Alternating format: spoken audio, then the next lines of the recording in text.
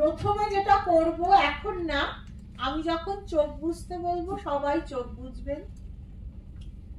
নিঃশ্বাস নিতে বলবো,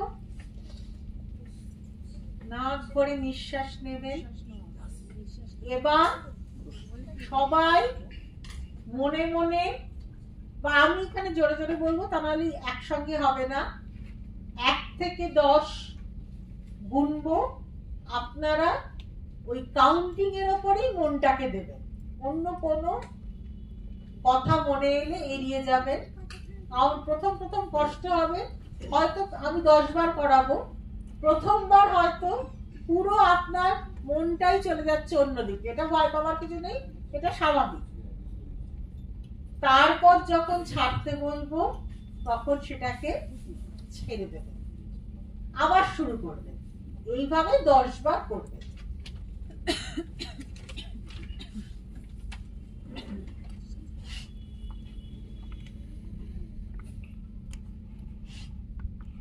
সবাই চোখ বন্ধ করুন।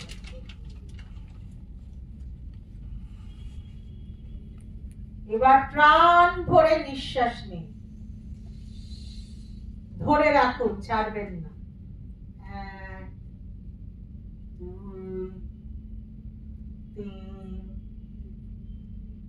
4 5 6 7 8 9 10। আস্তে আস্তে ছেড়ে দিন।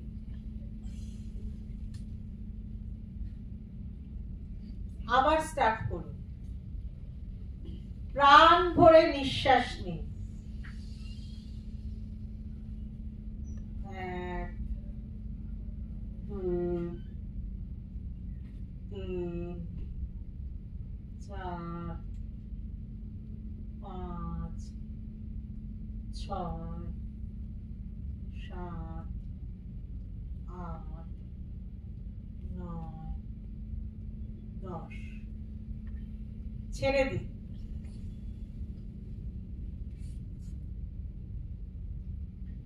আবার স্টার্ট করুন। প্রাণ ভরে নিঃশ্বাস নিন।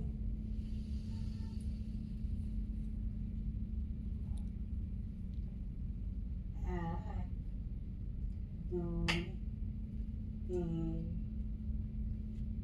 4 5 6 7 8 9 10। ছেড়ে দিন। আবার প্রাণ ভরে নিঃশ্বাস নিন। 1 2 3 4 5 6 7 8 9 10। ছেড়ে দিন। আবার প্রাণ ভরে নিঃশ্বাস নিন। 1 2 3 4 5 6 7 8 9 10। ছেড়ে দিন।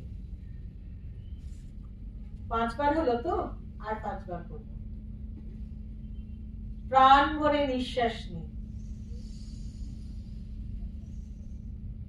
1 2 3 4 5 6 7 8 9 10। ছেড়ে দিন। আবার প্রাণ ভরে নিঃশ্বাস নিন।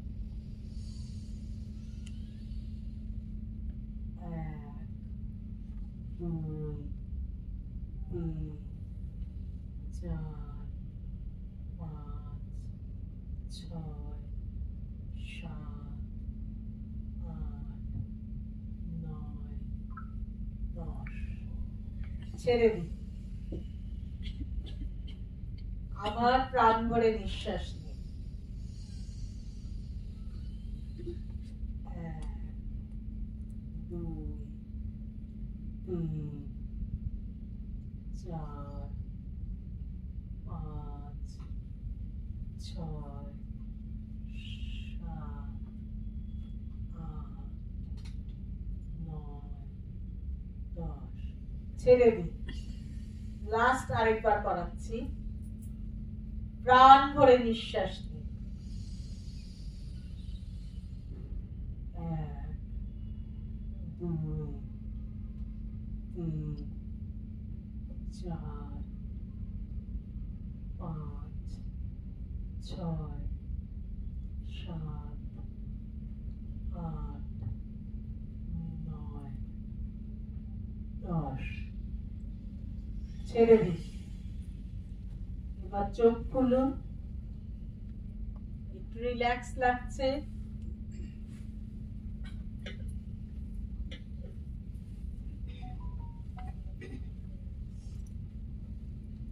খুব রিল্যাক্স হয়ে চোখ বুজে বা খুলে এবার আপনাদের স্বাধীনতা দিলাম।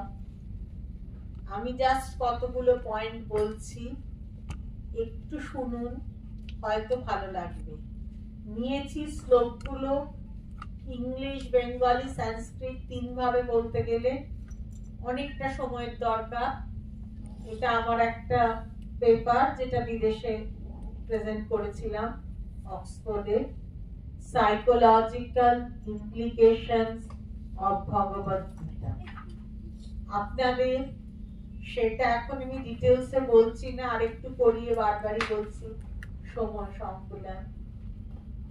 আমি কতগুলো টপিক বলবো, পরে যদি কেউ চান আমি হোয়াটসঅ্যাপ গ্রুপে শ্লোকগুলোর নাম্বার লিখে দেব। এখন শুধু শুনুন। ভগবদ গীতা প্রথম যে কথাটা বলে সেটা হচ্ছে এটারনিটি, চিরন্তনতা। চিরন্তনতা বলতে গেলে আমরা কি বুঝি? চিরন্তনতা হচ্ছে মানুষের মৃত্যুর পরেও মানুষ কিন্তু শরীর পাল্টায়, আত্মা পাল্টায় না। ভগবদ গীতার মতানুসারে অজ নিত্যং শাশ্বতং পুরাণং ন হন্যে হন্যমানে শরীর। এটা eternity Prakash. Right to work, আমাদের সবার কর্মে অধিকার আছে কিন্তু ফলে নেই। কর্মণ্যেরাধিকারস্তু মা ফলেষু কদাচন। পরেরটা হচ্ছে জ্ঞানযোগ ও কর্মযোগে সমন্বয়, ওয়ার্ড অ্যান্ড নলেজ। এরপরে আমরা আসি সেন্সরি প্লেজার। আমরা পঞ্চ ইন্দ্রিয় দিয়ে জ্ঞান লাভ করি, কিন্তু আমাদের ভাবতে হবে ষষ্ঠ ইন্দ্রিয়ের কথা, যেটা আমাদের অন্তর্নিহিত সত্তা থেকে চলে আসে, যেটার পরিপূর্ণ বিকাশই শিক্ষা। Education is the manifestation of perfection already in them. Vivekananda বলেছেন। এরপর চলে আসি ইগো এক্সপ্যানশন। ইগো এক্সপ্যানশনটা কি? নিজেকে আরো বিকশিত করে তোলা। আমরা পরিবেশের সঙ্গে, পারিপার্শ্বিকের সঙ্গে একাত্ম বোধ হই, সেটা হচ্ছে ইগো এক্সপ্যানশন, যেটা ক্রিয়েটিভ মানুষদের ক্ষেত্রে আমরা দেখতে পাই। বিশ্বজগৎ আমাতে না গেলে কে মোর আত্মপর, আমার বিধাতা আমাতে জাগিলে কোথায় আমার ঘর। এরপর সেরেনিটি, শান্তি, সবচেয়ে শান্তি, শততম দুঃখ ও প্রতিকূলতার মধ্যে শান্তি কোথায়? যোগ সাধনে, যোগা। আচ্ছা, সেলফ অ্যাকচুয়ালাইজেশন, এটা সাইকোলজিতে আমরা ম্যাসলো থিওরি থেকে পাই, বা ভগবত গীতায় যেখানে আছে, যেখানে গিয়ে দুঃখ আনন্দ দুটোতেই মন স্থির, স্থিতধি, কোনোভাবেই আমরা উদ্বেলিত হই না, সেইখানে পৌঁছন। সমাধি সেলফ অ্যাকচুয়ালাইজেশনের পরেই পরে। আর কি না, exist in a transformed world. আমরা যদি সবাই এইভাবে যোগ সাধন করতে পারি, তাহলে আমরা নিজস্ব জগতে, একটা উন্নীত জগতে বিরাজ করতে পারব। আচ্ছা, এটা গেল, সংক্ষেপে বললাম আপনাদের। আরেকটা জিনিস করে আমি ম্যামেদের হাতে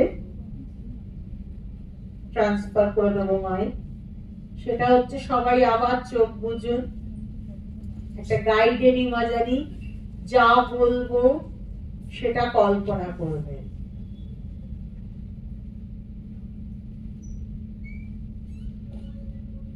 আমি একটি সূক্ষ্মাতি সূক্ষ্ম বিন্দুর ন্যায়, বড়ই হালকা, আমার কোনো ওজন আমি ফিল করি না। আমি এগিয়ে চলেছি, আমি এই শক্তি পাচ্ছি পরমাত্মার থেকে। এই পরমাত্মা কারোর কাছে ভগবান, যে ভগবানে বিশ্বাস করেন না তার কাছে প্রকৃতি, বাবা মা, কোনো নিকট বন্ধুও হতে পারে।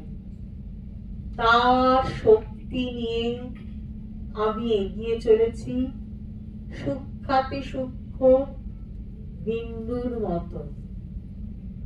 আসছে কাঁটা, ভয় পাচ্ছি না। যেই কাঁটায় পা দিচ্ছি, কাঁটার সঙ্গে মোকাবিলা করবার চেষ্টা করছি, সে দূরে সরে যাচ্ছে। আস্তে আস্তে বাধা পেরিয়ে এগিয়ে চলেছি। আমার ওজন এখনো আমার কাছে সূক্ষ্মাতি সূক্ষ্ম। আমার কোনো অতীত নেই, আমি এখন ভবিষ্যৎ চিন্তা করছি না, আমি এখন বর্তমানে বিরাজ করছি। সবুজ বনানী দিয়ে আস্তে আস্তে এগিয়ে চলেছি, এগিয়ে চলেছি। দেখছি দূরে জল প্রবাহিত হচ্ছে, কি সুনীল জল, আরেক দিকে সবুজ বনানী। মাথা তুলে দেখছি আকাশ, মনে হচ্ছে যে কোন প্রান্ত থেকে কোথায় এগিয়ে চলেছি। আমি এখন এইভাবেই এগিয়ে চলতে চলতে এক মুক্তির রূপ দেখছি। সেই মুক্তি কি না জগতের মাঝে, কাজের মাঝেই মুক্তি। এই আকাশে আমার মুক্তি, আলোয় আলোয় আমি আলোকিত। সেই সূক্ষ্মাতি সূক্ষ্ম বিন্দু। আস্তে আস্তে চোখ খুলুন, আবার জগতে ফিরে আসুন।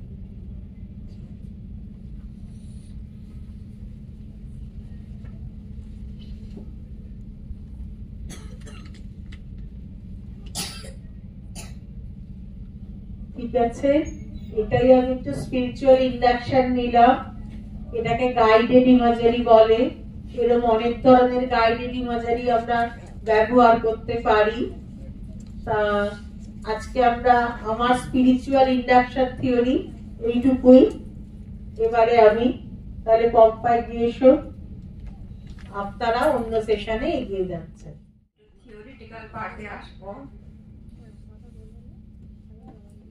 সেমিস্টার 4 ডে 4 এ ইমোশনাল ওয়েলবিং।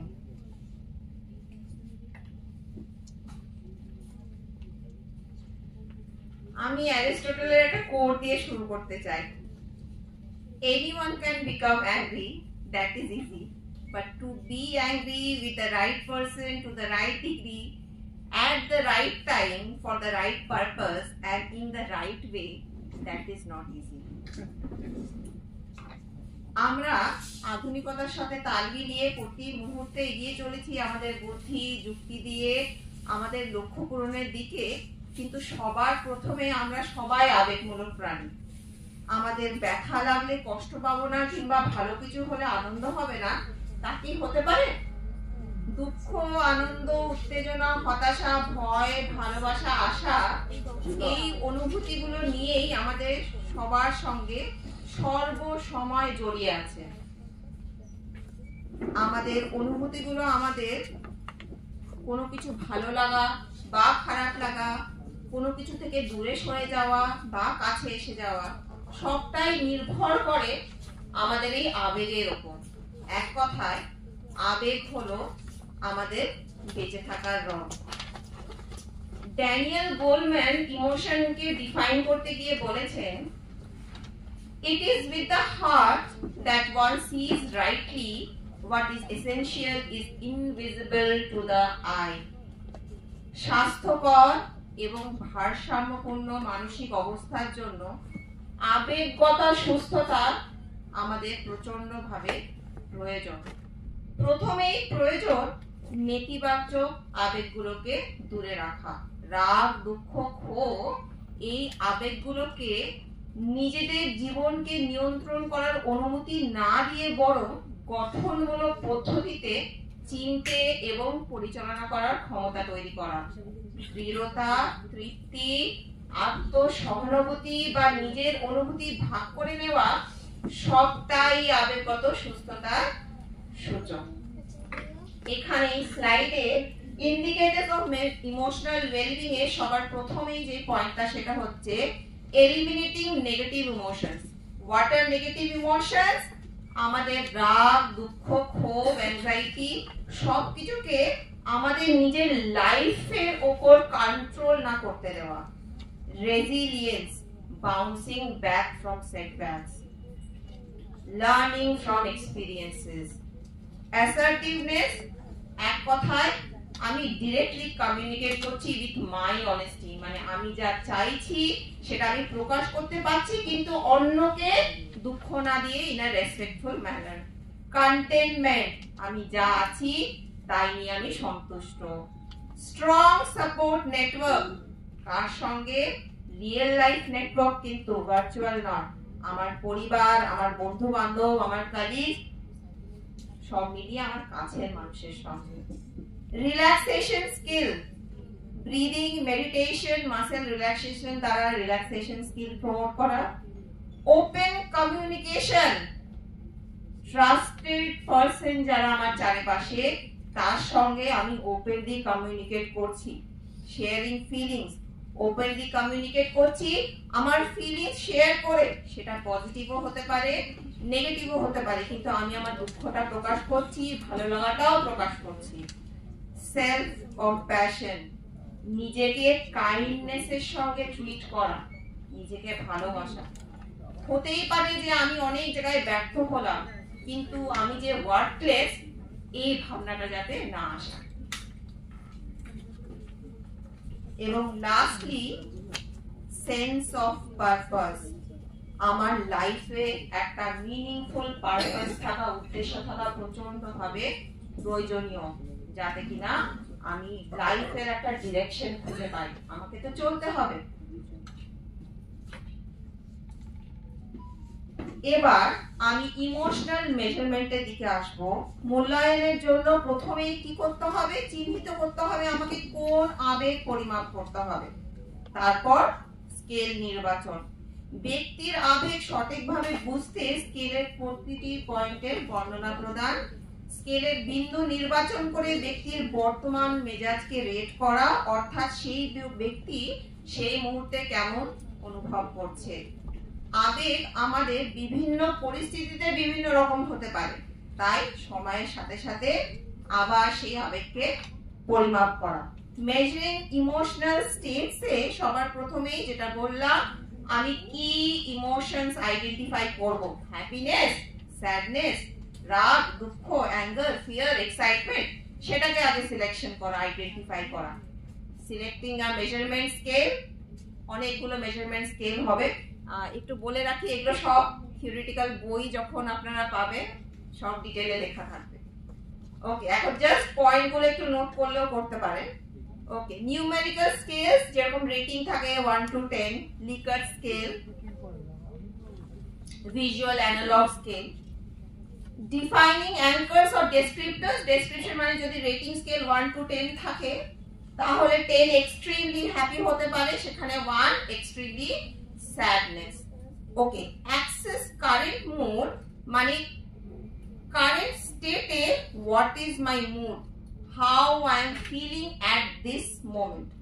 এবং সবার শেষে রিপিটেড মেজারমেন্ট, এই যে বললাম আমি আজকে এই মুহূর্তে যেই মুডে আছি, ইয়েস্টারডে হয়তো একই রকম সিচুয়েশনে আমি হয়তো আমার মুডটা হয়তো সেম ছিল না, তো রিপিটেডলি মেজার করলে we will get a consistency, comprehensive picture আমরা পাবো, যেটা repeated measurement over time the last পয়েন্টে, যেখানে আমরা একটা ব্রড একটা পিকচার পাবো।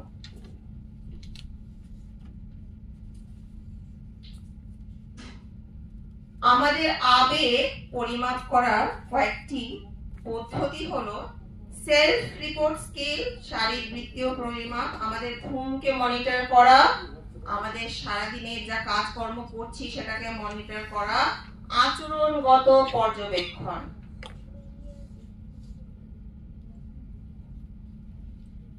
Self report scale through questionnaires, numerical scales, physiological measures যেখানে আমরা আমাদের এনার্জি লেভেল, আমাদের হার্ট রেট, রেসপিরেশন রেট কে মেজার করব, activity monitoring, for example physical activity high মানে কি আমাদের এনার্জি লেভেল অনেক বেশি, আর ঠিক উল্টোটা আমাদের ফ্যাটিগ লো এনার্জি মানে আমাদের ডিক্রিজ এনার্জি লেভেল।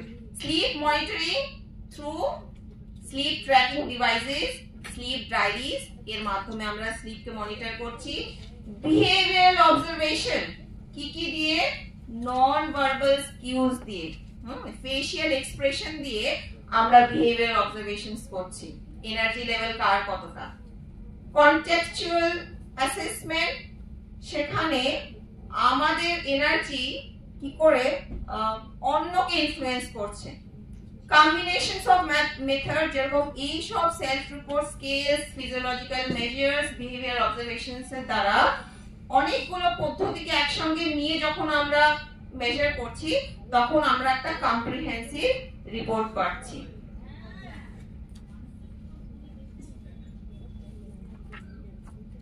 এবার আসবো আমি ইমোশনাল ইন্টেলিজেন্সে। রবার্ট বার্নস একবার কোট করেছিলেন, "Oh, that's the God's the gift to give us to see ourselves as others see us."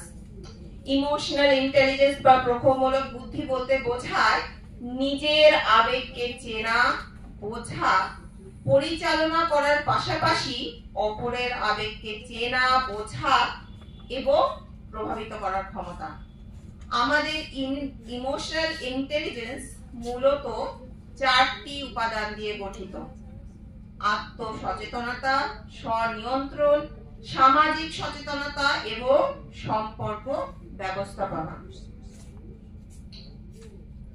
Self awareness, আমি কতটা অ্যাওয়্যার নিজের ইমোশনস কে কতটা চিনতে পারছি এবং সেই ইমোশনস আমার চিন্তা, আমার আচরণ, আমার ডিসিশন মেকিং কে কতটা ইনফ্লুয়েন্স করছে। সেলফ রেগুলেশন মানে আমি কতটা ভালো অ্যাডাপ্টিবিলিটি নিয়ে আমার ইমোশন গুলোকে আমি রেগুলেট করছি। সেলফ অ্যাওয়ারনেস বাকিদের ইমোশনস গুলো সম্পর্কে আমি কতটা অ্যাওয়্যার, কতটা এমপ্যাথেটিক, কতটা অ্যাটেন্টিভ, লোকের নন ভার্বাল কিউজ কে আমি কতটা বুঝতে পারছি। Last one in this segment, relationship management.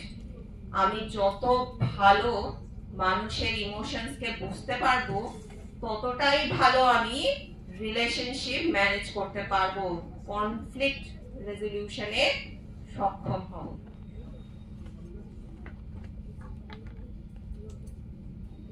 প্রখরমূলক বুদ্ধি এবং প্রখরমূলক কুশলতা, এই দুয়ের মধ্যে সম্পর্ক জটিল, বহুমুখী। যাদের ইমোশনাল কোশেন্ট উচ্চ স্তরে, তারা নিজেদের আবেগগুলোকে কার্যকরভাবে নিয়ন্ত্রিত করতে পারে।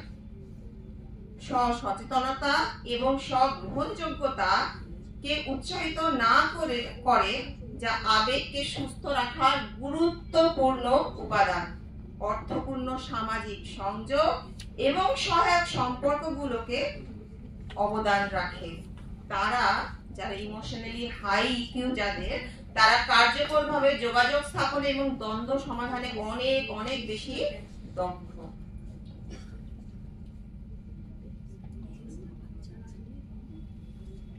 Relationship between emotional intelligence and emotional wellbeing.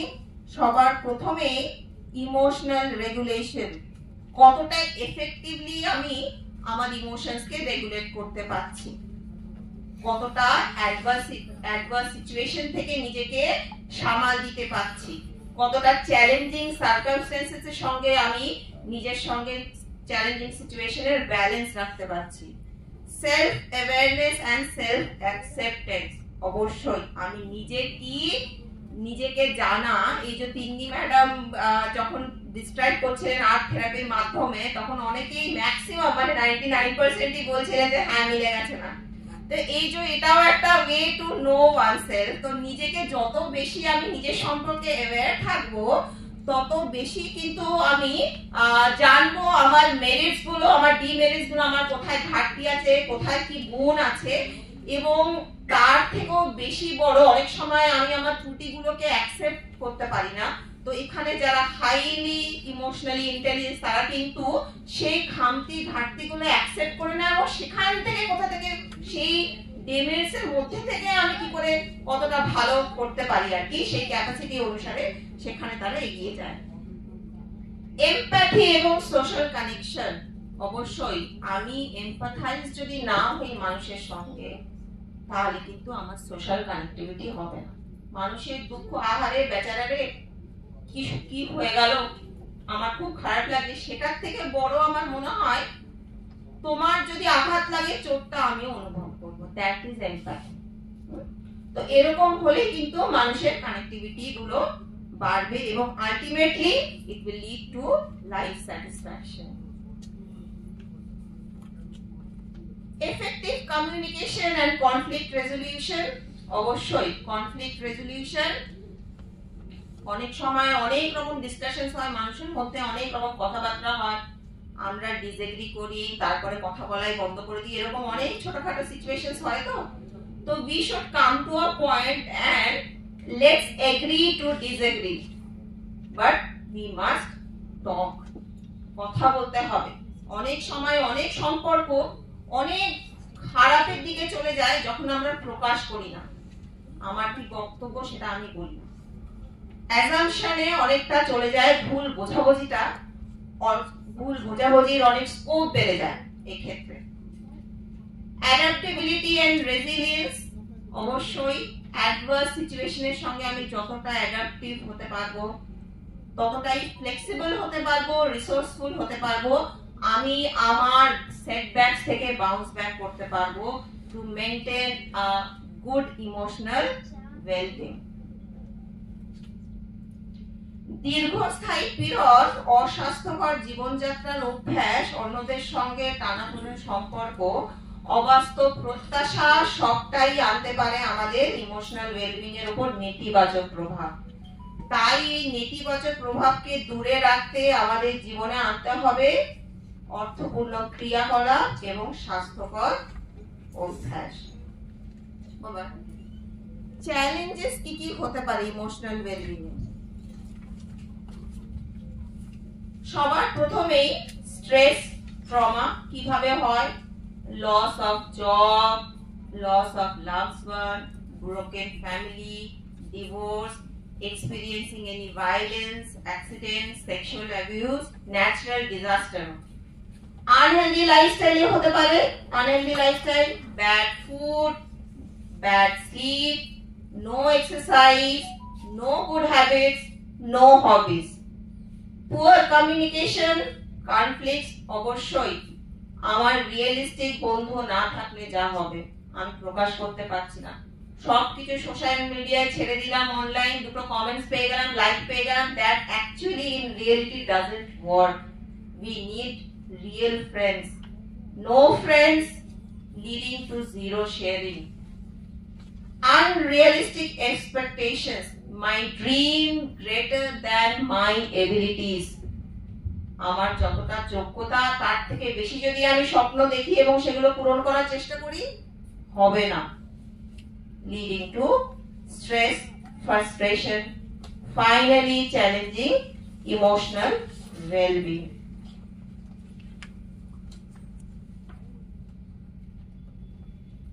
সেই জন্য to support emotional well-being, প্রথমেই stress management through it can be deep breathing, আপনারা করলেন, good nutrition, meditation, physical activity,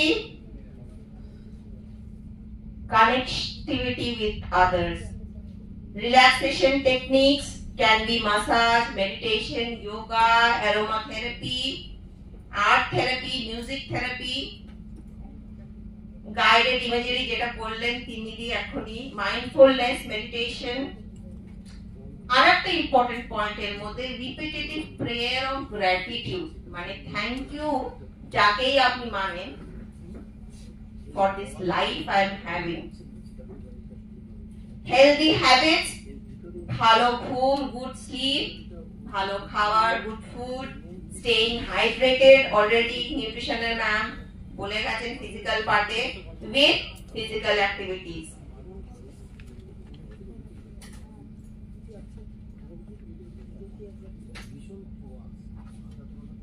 Lastly, I have come to an end, এবং আমার খুব ইচ্ছে করলো এই কোটটা দিতে।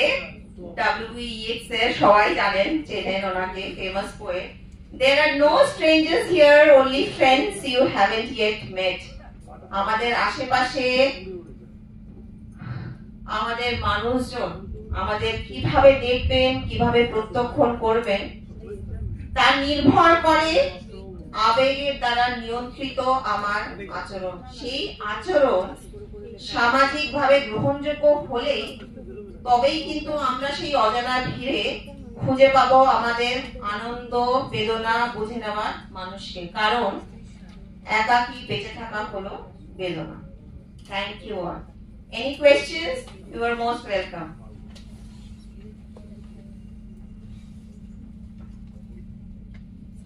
আর কোনো প্রশ্ন নেই? আমি যে সাব পয়েন্টস গুলো বললাম মেন টপিকে, সেগুলো সব বইয়ে থাকবে।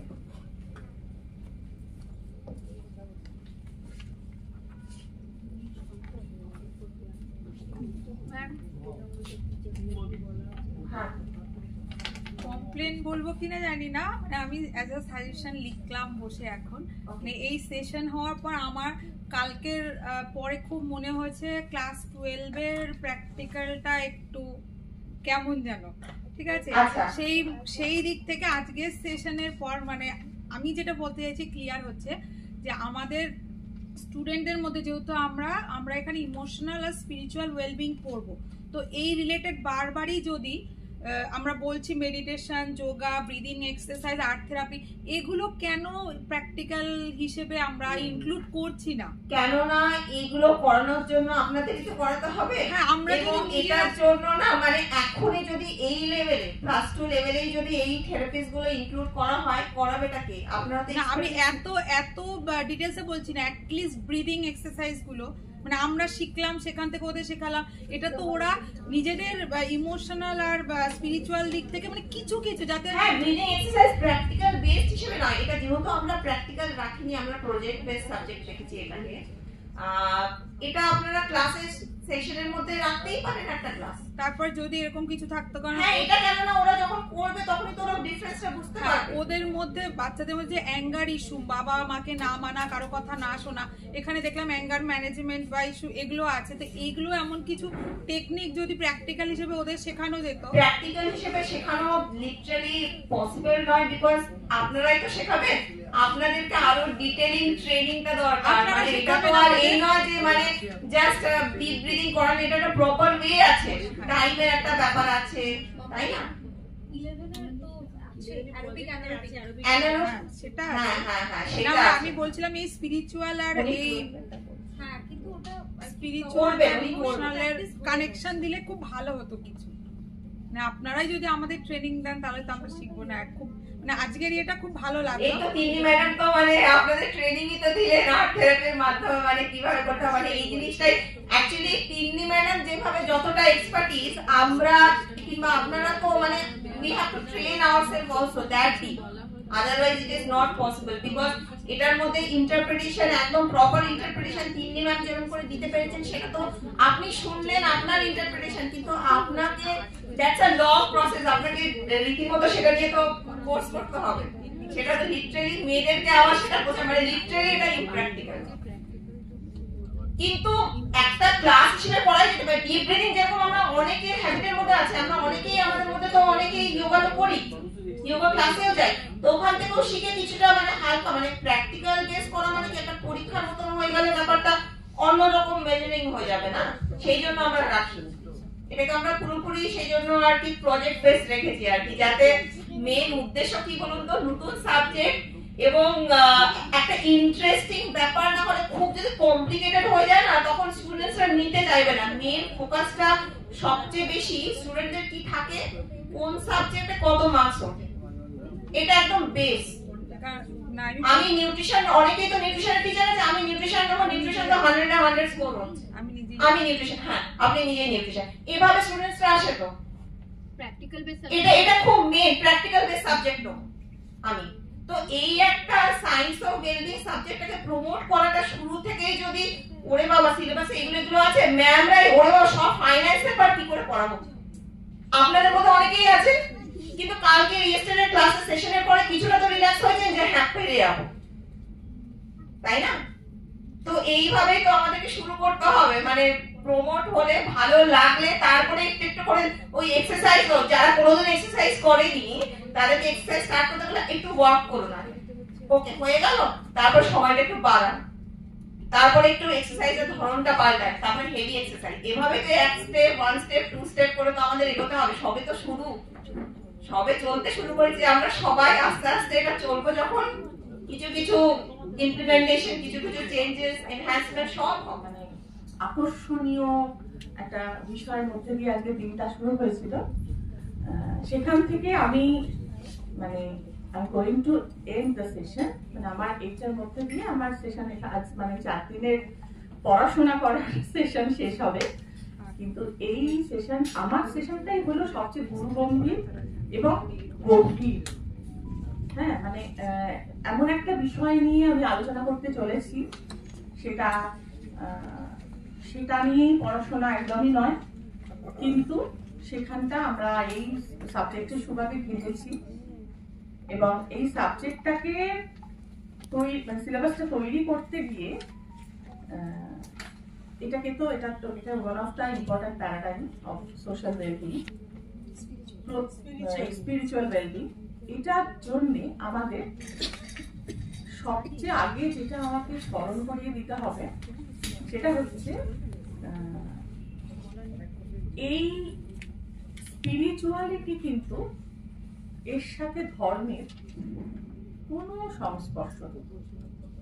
সুতরাং কোন রকম ধার্মিকতা কি ধর্ম আমাদের এখানে কারোর মাথাতেও যেন না আসে।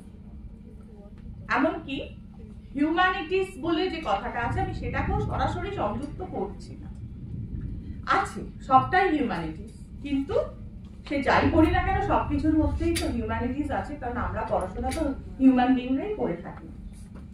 কিন্তু এটা তাহলে কি, এটা কি সেটা জানার আগে আমি একটা কথা বলছি, যে এই সাবজেক্টটা, এই স্পেকট্রামটা নিয়ে আলোচনা পরে যদি সত্যি আলাদা কোনো থেরাপি বা থেরাপিউটিক কোনো আমার কাছে প্র্যাকটিস আমি করাবো না, যেটা তিনদিদি করিয়ে গেলেন, কিন্তু এই আলোচনাটা পরে যদি সত্যিকারের আমাদের ভিতরে এতটুকু স্পিরিচুয়ালিটি কাকে বলে এই বোধ গভীরতার মধ্যে দিয়ে আমাদের ভিতরে অনুপ্রবেশ করে, তাহলে বুঝবো যে আমি নিজেও বুঝেছি, মানে আপনাদের বোঝাতে পেরেছি শুধু নয়, আমি নিজেও এটা একটু হলেও রিয়েলাইজ করেছি। এখানে সিলেবাসটা রয়েছে, দেখতে পাচ্ছেন। সিলেবাসটা 4টে ভাগ: indicators of spiritual wellbeing, morals, ethics and spiritual well-being, behaviors associated with spiritual well-being, and ways of nurturing spiritual well-being. কি স্পিরিচুয়াল ওয়েলবিং, কোন ইন্ডিকেটর রয়েছে স্পিরিচুয়াল ওয়েলবিং আছে বুঝতে হলে কোন ইন্ডিকেটরগুলো আমাদের সামনে থাকা জরুরি, এবং কিভাবে প্র্যাকটিস করলে এই স্পিরিচুয়ালিটিটা আমরা কাম্য যে স্পিরিচুয়ালিটি সেটা আমরা অর্জন করতে পারবো। এই পুরোটা হচ্ছে সিলেবাস। স্পিরিচুয়ালিটিটা প্রথমেই যেটা বলছিলাম, ধর্মের সঙ্গে গুলিয়ে ফেলে মানুষ, তার ফলে নিজেদের ধর্মীয় বিশ্বাস আর নিজেদের ধর্মীয় আচরণকে স্পিরিচুয়ালিটি বলে ব্যক্ত করে, তা কিন্তু নয়। স্পিরিচুয়ালিটি হচ্ছে বেসিক, হচ্ছে একটা কোনো বাইরের পাওয়ারও যে হতে হবে তা নয়, নিজের অন্তরের সাথেও হতে পারে, সবকিছুর সাথে একাত্মতা বোধ করা, এবং কোথাও একটা এমন এক শান্তির খোঁজ যেটা আমাদের ম্যাসলোর থিওরি অনুযায়ী সাইকোলজিতে সেলফ অ্যাকচুয়ালাইজেশন বলে একটা স্টেট আছে, সেই স্টেটটাকে প্রকাশ করে। এটা বললে খুব কঠিন মনে হচ্ছে, অ্যাকচুয়ালি আমাদের সমস্ত জীবনের সমস্ত চাহিদা আমরা অতিক্রম করতে করতে যাই বয়সের সাথে সাথে, শেষ যে চাহিদাটাই আমরা পৌঁছই, যেটা হয়তো সবাই পৌঁছতেও পারি না, সেটাই হচ্ছে সেলফ অ্যাকচুয়ালাইজেশন। যখন যে বয়স বা যে সমস্ত অর্জনের পরে মনে হয় যে আমার আর কিছু চাওয়ার নেই, আমার চরম প্রাপ্তিবোধ, অপ্রাপ্তিবোধ নয়, চরম প্রাপ্তিবোধ এবং অপার শান্তি আমার ভিতর আমি অর্জন করতে পারবো, সেটাই সেলফ অ্যাকচুয়ালাইজড স্টেট। সেটা খুব আইডিয়াল একটা স্টেট, সেটা আমরা সবাই পৌঁছই না, সেটা আগেকার দিনের মুনি ঋষিরা হয়তো পৌঁছতেন, হয়তো না আবার পৌঁছতেন, কিন্তু পার্টিকুলার কেউ কোনো ধর্ম বা কোনো বিশ্বাসের মধ্যে দিয়ে পৌঁছতে পারে, কেউ যে মিউজিকটাকে তার সাধনার পথ হিসেবে ধরেছেন, তার কাছে কিন্তু ওটাই তার ঈশ্বরকে ছোঁয়ার পথ, মিউজিক তার কাছে ঈশ্বর, এবং সেই সুর সাধনার মধ্যে দিয়ে তিনি সেই ঐশ্বরিক অনুভূতি, সেই অপার শান্তির জগতে প্রবেশ করছেন, সেটাও স্পিরিচুয়ালিটি। যিনি নৃত্যের মাধ্যমে নিজের সমস্ত সম্ভাবনাকে বিকশিত করছেন, সেই নৃত্যের যে চরম মানে কম্পোজিশন ভ্যালু, সেইটা যখন তিনি অর্জন করবেন, সেটার মধ্যে দিয়েই তার সেই ঐশ্বরিক অনুভূতি প্রাপ্ত হবে। এখানে ঈশ্বর বলে কোনো ঈশ্বর নয়, এখানে হচ্ছে অপার শান্তি, চরম এবং চূড়ান্ত পর্যায়ের একটা অ্যাডজাস্টমেন্ট লেভেল, এটাই হচ্ছে স্পিরিচুয়ালিটি। স্পিরিচুয়ালিটিটা প্র্যাকটিস করতে গেলে মাইন্ডফুলনেস দরকার। মাইন্ডফুলনেস তো বারবার এই কথাটা আজকের দিনে ব্যবহৃত হচ্ছে। মাইন্ডফুলনেসটা কি, এটাও তিনি কিছুটা হয়তো বলেছেন। মাইন্ডফুলনেস মানে আমি এখন যে কাজটা করছি, আমি এটার মধ্যে কতটা সম্পৃক্ত, আমি এখানে বসে আছি কিন্তু আমার মন উচাটান হচ্ছে অন্য অন্য অন্য অন্য বিষয় নিয়ে, কি ওকে ওনার একটা কথা নিয়ে, এর একটা কথা নিয়ে, এটা সেটা নিয়ে। আমি যখন যে কাজটা করছি সেই কাজটার মধ্যে আমি কতটা সংশ্লিষ্ট থাকছি, সেটাই মাইন্ডফুলনেস। এই জন্যই মেডিটেশন। ছোটবেলা থেকে এটা কিন্তু শুনে আসি যে মেডিটেশন কত তুই বড্ড অন্যমনস্ক হয়ে যাস, কি বড্ড অস্থির হোস। তো মাইন্ডফুলনেসটা আনতে গেলে মেডিটেশন লাগে, মাইন্ডফুলনেসটা আনাটা জরুরি, মেডিটেশন করাটাও তাই জরুরি। যোগা ভীষণ রকম স্পিরিচুয়ালিটি আমাদের অর্জন করতে সাহায্য করে। অ্যাকচুয়ালি যোগাটা মানে যোগা যে জিনিসটা, আমরা এটা যদি খুব গভীরভাবে যারা যোগা করেন সবাই হয়তো জানেন না, 84 লক্ষ যোগা রয়েছে আমাদের। এবং সেটা কোথায় আছে জানেন? শৈব পুরাণ, বেদ পুরাণ, মানে 4টে বেদ এবং শৈব পুরাণ। এবং এই যোগার জন্ম শৈব পুরাণ। কিন্তু আমরা কি এটা লিমিটেড আছে যে যারা শৈব পুরাণ করে তারাই করে? এটা এখন ছড়িয়ে গেছে। আর এই যোগা ইউরোপ, আমেরিকা সবাই নিত্যদিনের অভ্যাসের মধ্যে তারা এনে ফেলেছে। তারা অনেক বেশি অ্যাওয়ার, বরং আমরা এগুলো খুব একটা দেখি না, খাটি না। ডান্স, ক্রিয়েটিভিটি, আর্ট, এগুলোর মাধ্যমে ভীষণ রকম একটা স্পিরিচুয়ালিটি তৈরি হয়। বিইং ইন নেচার, প্রকৃতির মধ্যে দেখবেন আমরা শান্তি পাই। এটা আমাদের একটা স্বাভাবিক প্রবৃত্তি। যেহেতু আমরা প্রকৃতির কোলেই আমাদের সেই সভ্যতা শুরু থেকে আমরা প্রকৃতির কোলেই সবচেয়ে বড় হয়ে উঠেছি। আমরা যতই প্রকৃতি থেকে দূরে সরে থাকি না কেন, আমাদের সেই অ্যাটাচমেন্টটা কোথাও একটা রয়ে গেছে। আমরা তো এদিক ভবিষ্যৎ ভেবে চলি না বলে প্রকৃতিকে অবক্ষয় করি। কিন্তু যে মানুষটা গাছ কাটার পারমিশন দিচ্ছেন, সেই মানুষটা কিন্তু আবার যখন বেড়াতে যাচ্ছেন পরিবার নিয়ে, সেই রকম জায়গাতেই যাচ্ছেন যেখানে প্রকৃতির সান্নিধ্য পান। তাই বিইং ইন নেচার একটা খুব বড় আমাদের স্পিরিচুয়ালিটি অর্জনের পথ। আর ব্রিদিং এক্সারসাইজটা ভীষণ দরকার সেই পিস পাওয়ার জন্য। আচ্ছা, এইখানে আমি বলেছি যদিও, তবু একবার উল্লেখ করে দিই, রিলিজিয়ান আর স্পিরিচুয়ালিটি ডিফারেন্সটা এখানে খুব সুন্দর করে দেওয়া আছে।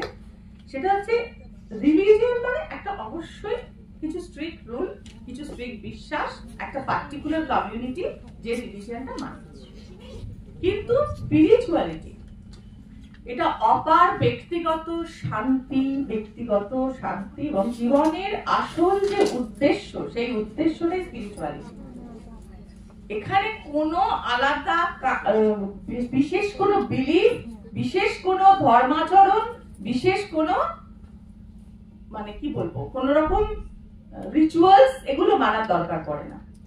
যে যেভাবে তার মনের অপার শান্তিটা পায়, সকলের মঙ্গলের পথ ধরে বা নিজের মঙ্গলের পথ ধরে, সেটাই তার কাছে spirituality. Types of spirituality: mystical spirituality, authoritarian spirituality, intellectual spirituality, service spirituality, social spirituality. এই এত ধরনের স্পিরিচুয়ালিটি হয়, আমরা লাভ করতে পারি।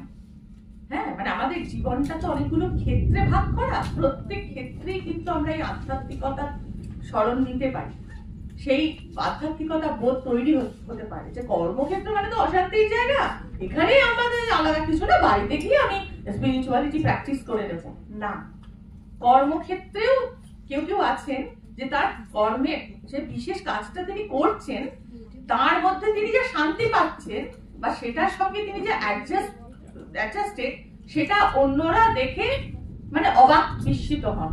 আমি যদি বিজ্ঞানী প্রফুল্লচন্দ্র রায়ের কথা ধরি, তিনি তার বাড়িটাকেই দান করেছিলেন বিজ্ঞান সাধনার জন্য, এবং সেখানেই সারাদিন তিনি ছাত্রছাত্রীদের দিয়ে থাকতেন, তার আলাদা কোনো কিছু ছিল না। কিন্তু তাই বলে কি তার স্ট্রেস হতো? উনি ওটার থেকে বেরোলেও না স্ট্রেস হতো। ওটাই তার সাধনা, ওটাই তার মুক্তি, ওটাই তার সমস্ত অপার শান্তির জায়গা। 3 main pillars of spiritual well-being. 3টে স্পিরিচুয়াল কম্পোনেন্ট আছে। এই 3টে জানলে আমার মনে হয় স্পিরিচুয়ালিটি যদি 3টেকে ঠিকমতো জানি, আমরা রপ্ত করতে শুরু করতে পারি। একটা হচ্ছে ইন্টার কানেক্টেডনেস। এটা আমি প্রথম দিন থেকে বলছি যে আমরা সবকিছুর সাথে কানেক্টেড থাকবো, বিচ্ছিন্ন হয়ে কিন্তু আমরা কোনো কিছু অর্জন করতে পারবো না, কারণ আমরা অলওয়েজ একটা গোষ্ঠীবদ্ধ, একটা ইন্টার কানেক্টেড টিম, পুরো একটা মানে গ্লোবালাইজড ফর্মে। এখানে কেউ ব্যক্তিগতভাবে কিচ্ছু করতে পারি না আমরা। সকালে ঘুম থেকে ওঠা থেকে যদি খুব ক্রুড লেভেলে ভাবি, সকালবেলা ঘুম থেকে উঠে কলে জলটা চালিয়ে যদি দাঁতটা না মাজতে পারে, আমার কাউকে দরকার লাগে না ওই সময়, কিন্তু ওই পাম্পটা কেউ চালিয়েছেন তবে জলটা এসেছে, ওই ইলেকট্রিসিটিটা কেউ যোগান দিচ্ছে। আমরা কন্টিনিউয়াসলি সকলে ইন্টার কানেক্টেড, আমরা ওই জন্য বিচ্ছিন্ন ভাবে কেউ কিন্তু বাঁচতে পারি না। ভ্যালুস, এটা তো বড় হওয়ার সাথে সাথে গড়ে ওঠে। এই ভ্যালুস গুলো আমাদের কারোর খুব স্ট্রং হয় এবং সকলের ডিফারেন্ট হয়, কিন্তু একটা অপটিমাম ভ্যালুস কিন্তু সকলের থাকা দরকার। এই ভ্যালুস থেকে বিচ্ছিন্ন ভ্যালুস তৈরি হলো না কি কম হলো, তার ফলে সামাজিক অবক্ষয়, তারও আগে ব্যক্তিগত অবক্ষয় বাধা ধরা। আর অবজেক্টিভস অফ লাইফ, সেটা হচ্ছে জীবনের উদ্দেশ্য। জীবনের সকল উদ্দেশ্য কিন্তু আমরা হারিয়ে ফেলবো যদি আমরা শুধু উদ্দেশ্যটা খুব স্বার্থপর উদ্দেশ্য হয়, কিংবা শুধুমাত্র সেলফ ওরিয়েন্টেশন থাকে। জীবনের উদ্দেশ্যটাকে মহৎ হতে পারে।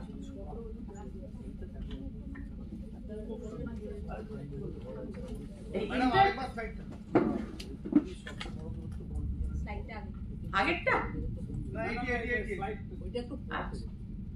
আমি ইন্টারকানেক্টেডনেসটা বলতে গিয়ে এই কবিতাটা মানে আমি এড়াতে পারলাম না। পৃথিবীর সবচেয়ে বড় দূরত্ব কোনটি জানো? না, জীবন থেকে মৃত্যু পর্যন্ত এটা নয়। সবচেয়ে বড় দূরত্ব হলো যখন আমি তোমার সামনে থাকি কিন্তু তুমি জানো না যে আমি তোমাকে কতটা ভালোবাসি। অর্থাৎ আমি কতটা ছুঁতে পারছি। ভালোবাসি মানে এখানে ছোঁয়া, মানসিক ভাবে ফিলিং দিয়ে আমি বোঝা, রিয়েলাইজ করা। আমার সামনে আমার ছাত্রটি বসে আছে, কিন্তু আমি তাকে বুঝতে পারছি না, তার ভেতরের ব্যথাটা, তার উপরের দুষ্টুমিটা দেখছি, তার ব্যর্থতা, তার ফ্রাস্ট্রেশন লেভেলটা আমি ছুঁচ্ছি না, আমি খালি তার দুষ্টুমিটা দেখছি। এখানে আমি একটা ক্রুড এক্সাম্পল দিলাম। আমাদের নিজেদের মধ্যেও আমরা বয়স্ক ব্যক্তিরা আমরা সবসময় কি ছুঁতে পারি? হ্যাঁ, ছুঁতে পারি। তখনই আমরা বলি আমরা তো খুব ক্লোজ, আমি জানি আজকে তোর মুখটা কিন্তু ভার, আজকে তোর কি হয়েছে রে। স্কুলেও কিন্তু আমরা বলি এই কি হয়েছে রে তোর, মুখটা এমন কেন? কেন বলি না? সেই ক্লোজনেসটা আছে তাই ছুঁতে পারছি। এই ছোঁয়াটা দরকার, এই কানেকশনটা দরকার, এই কানেক্টিভিটিটা দরকার। আর সারা জগতের সঙ্গে ইন্টারকানেক্টেডনেস, এটাও একটা খুব বড় ফিলিং। মানে আমরা খুব ছোট এরিয়া থেকে আমাদের এই ইন্টারকানেক্টেডনেস প্র্যাকটিস শুরু করলে আমরা ধীরে ধীরে কিন্তু অনেক বড় ক্ষেত্রে একদিন পৌঁছতে পারবো। এটাই বাচ্চাদের শেখাতে হয়। সব ঠাঁই মোর ঘর আছে, আমি সেই ঘর মরি খুঁজিয়া, দেশে দেশে মোর দেশ আছে, আমি সেই দেশ লব বুঝিয়া, পরবাসী আমি যে দুয়ারে চাই, তারই মাঝে মোর আছে যেন ঠাঁই, কোথা দিয়া সেথা প্রবেশিতে পাই, সন্ধান লব বুঝিয়া, ঘরে ঘরে আছে পরম আত্মীয়, তারে আমি ফিরি খুঁজিয়া। তাই আমার জিনিস সব জায়গায় আছে, আমি সবার মধ্যে আছি, আমাকেও সবাই চায়। এই পজিটিভিটি যেদিন তৈরি করতে পারবো সেদিন হয়তো আমরা সেটা জাত বিচার করে নয়, সেটা আমার লোক ওর লোক নয়, কমিউনিটি বিচার করে নয়, দেশ বিচার করে নয়, শুধু মানুষ বিচার করে, বা মানুষও শুধু নয়, মনুষ্যতর প্রাণীর জন্য যখন আমি এটা ভাববো যে ও আমার নিজের, এই কানেক্টেডনেসটা সত্যি কোথায় আজকের দিনে খুব জরুরি, যেখানে সারা পৃথিবীটা একটা গ্লোবালাইজড ফর্মে আমাদের চোখের সামনে সবসময় থাকে। আমরা কানেক্টেড সত্যিকারে হতে পেরেছি কিনা সেটা একটু প্রশ্ন রাখতে পারি। এবার হচ্ছে ভ্যালুস। এখানে আমি আরেকটাও দিয়েছিলাম, মানুষের মধ্যে দ্বিজত্ব আছে। একবার মানুষ গর্ভে জন্মায়, একবার জন্মায় গর্ভ থেকে ভূমিষ্ঠ হওয়ার সময়। একটা জন্ম সে নিজের সঙ্গে কাটানোর জন্য, আর একটা জন্ম সে সকলের সঙ্গে। অর্থাৎ আমাদের একই জন্মে আমরা অনেক জন্ম বোধ করি। একটা জন্ম হচ্ছে আমার নিজেরটা বুঝে নিতে হবে এই জন্মেই, বা তারই পাশাপাশি আমাকে সবার সাথে মানিয়ে থাকতে হবে। এই জন্ম, এটাও কিন্তু এই জন্মতেই আমাকে সেই জন্মের উদ্দেশ্য পালন করতে হবে। ভ্যালুস না থাকলে জীবনটা কিছুই থাকে না। আপনার মূল্যবোধ কি তা জানার সময় সিদ্ধান্ত নেওয়া কঠিন, নয়। আপনার মূল্যবোধ কি তা জানার সময় সিদ্ধান্ত নেওয়া কঠিন নয়। মূল্যবোধটা কিন্তু আপনা আপনি তৈরি হয়, এটা খুব কঠিন জিনিস নয়। পরিবার, পারিবারিক শিক্ষা, সামাজিক শিক্ষা এবং ব্যক্তিগত আমাদের যে মানসিক গঠন, সেই অনুযায়ী মূল্যবোধ তৈরি হয় এবং আমরা কিন্তু সমস্ত সিদ্ধান্ত আমাদের মূল্যবোধের নিরিখেই নিয়ে থাকি। এখানে অনেক কথা বলা যায়, এখানে অনেক কিছুই আছে, শুধু রবীন্দ্রনাথ নয়, অনেকেরই আছে, আমি আর যাচ্ছি না। অবজেক্টিভস অফ লাইফ, জীবনের একটা মহৎ উদ্দেশ্য বললাম, একটা ক্ষুদ্র উদ্দেশ্য থাকতে পারে, কিন্তু আমরা সবসময় ছেলেমেয়েদের ইনসিস্ট করব তার উদ্দেশ্য কতটা মহৎ হয়। আগে না এটার উপর একটা লেখা হতো যে জীবনে বড় হয়ে কি হতে চাও। ছোটবেলায় খুব কম্পিটিশন হতো রচনা আসতো এবং সেখানে প্রেশার দেওয়া হতো স্কুল থেকে, বড় ডাক্তার হবে। ডাক্তার হচ্ছে সবচেয়ে বেশি একটা মানে ভীষণ একটা, যেখানে মানবিকতা রয়েছে, একটা প্রফেশন। তো এই জায়গা থেকে যে প্রফেশনে মানবিকতা বেশি, সেটাকে তার মানে কি ইনসিস্ট করা হতো। মানবিকতা বেশি কেন ইনসিস্ট করতে, আমি এই কাজটা কি ভুল হতো ঠিক হতো, আমি সেটাতে যাচ্ছি না, কিন্তু মানবিকতা বেশি মানে কি আমার সোশ্যাল ওয়েলনেস কতটা থাকবে আমার কাজের মধ্যে দিয়ে, যে কাজে সমাজের মঙ্গল সব থেকে বেশি ঘটবে সেই কাজটাই তো সবচেয়ে বেশি করা ভালো না, সেটাতে ইনসিস্টেড হওয়াটাই সবচেয়ে উপকার আমাদের সমাজের জন্য। আর সেই লক্ষ্যটা স্থির কিন্তু ছোটবেলাতেই হয়, 8, 10, 12, 13 মধ্যে কিন্তু লক্ষ্য মোটামুটি একটা স্থির হয়ে যায়। জীবনের কোনো লক্ষ্য নাই অথচ শিক্ষা আছে, ইহার কোনো অর্থই নাই। স্বয়ং রবীন্দ্রনাথ বলেছেন, শুধু বেঁচে থাকাই মানুষের জীবনের সার্থকতা নয়, সার্থকতা লুকিয়ে আছে বেঁচে থাকার অর্থপূর্ণ কারণ খুঁজে পাওয়ার মাঝে। এটাই কিন্তু লক্ষ্য। লক্ষ্যটা আমি বড় হয়ে কি পাবো নয়, লক্ষ্যটা হচ্ছে আমার জীবনটা কি করে অর্থপূর্ণ হবে। এবার এটা তো ছোটরা বোঝে না, তাই তাদের ওভাবে বোঝানো হয়। আমার জীবনটা কতটা মিনিংফুল হলো, সেটাই হচ্ছে আসল উদ্দেশ্য আমার জীবনে। এবার আমি চলে আসি ইন্ডিকেটরস অফ স্পিরিচুয়াল ওয়েলবিং। এটা খুব দ্রুত পড়াবো, এখানে অনেকগুলো ইন্ডিকেটরস আছে। প্রথম হচ্ছে অ্যাকসেপ্টেন্স। অ্যাকসেপ্টেন্স মানে অ্যাপ্রুভাল নয়, অ্যাকসেপ্টেন্স মানে হচ্ছে আমি অ্যাকনলেজ করছি রিয়ালিটিটাকে এবং তার মধ্যে পিস পাচ্ছি। দিদি এটা নেবো তোমার থেকে, হ্যাঁ নেই, এটা কিন্তু অ্যাকসেপ্টেন্স নয়। আমি যদি বলি মানে ও যে নিচ্ছে, হ্যাঁ ওকে আমি, ও নিচ্ছে এটা জেনে যদি আমার ভেতরটা শান্তি থাকে, তাহলেই কিন্তু এটা অ্যাকসেপ্টেন্স। সেই শান্তিটা এখানে বড় ব্যাপার। অ্যাকসেপ্টেন্স মানে মেনে নেওয়া নয় বা জেনে নেওয়া নয়। Acceptance is not about understand everything. It's about accepting you can't understand everything. আমি সব জানবো এটা অ্যাকসেপ্টেন্স নয়, বা সব জেনে ফেলেছি। আমি যেটুকু জানি না, এটা আমি জানি না, এটা আমি অ্যাকসেপ্ট করতে পারছি, এটাও অ্যাকসেপ্টেন্স। এবং একবার যদি আমরা আমাদের লিমিটটা সম্পর্কে অ্যাকসেপ্ট করে ফেলতে পারি যে আমার এইগুলো লিমিটেশন আছে, আমাদের কিন্তু রাগ উঠবে না চত্বরে।